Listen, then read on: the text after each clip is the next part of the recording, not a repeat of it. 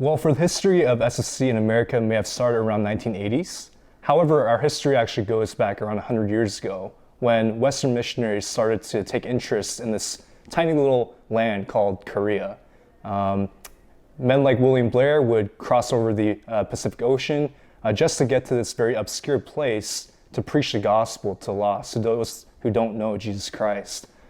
And moving forward, we get things like the Pyongyang Revival Movement, where many people in Korea pledge themselves to Jesus Christ and place their faith in Him alone for their salvation. And that's truly when we start to see the efforts of the first missionaries to Korea bloom, to the point where Pyongyang actually became known as the Jerusalem of the East. Now, the years prior to that revival movement in Pyongyang, around 1907, that is when the church in Korea started to experience its first persecutions and first martyrdoms. And it is truly then, during that time, where the church began to have its own identity and to stand up for the gospel. So when our older brothers and sisters in the faith tried to stand up against foreign idols or idol worship in the land of Korea, they were jailed, they were persecuted. A lot of them actually gave up their lives for the gospel. It is through that legacy in which we stand here for SFC America.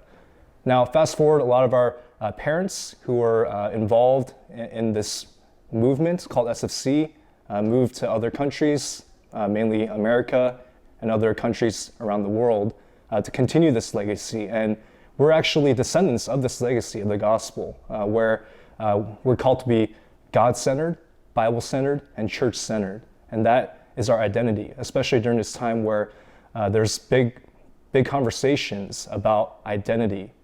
I think it is imperative that we understand that our identity is in Christ.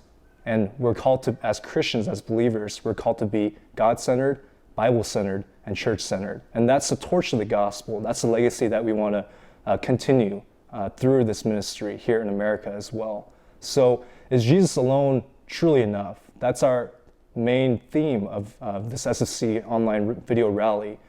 I hope and pray that, like our forebearers, our older brothers and sisters in Christ in this SFC movement, when they were going through persecution and when they were going through trials in their history, just like at that moment, they made their faith their own and pledged their allegiance to Christ and not the prince and the powers of this world, and truly had to fight for their faith and be passionate about the gospel.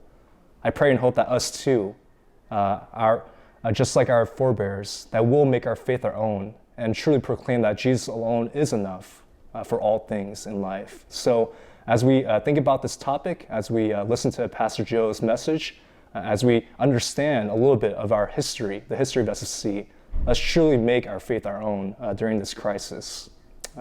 Thank you, and stay safe out there.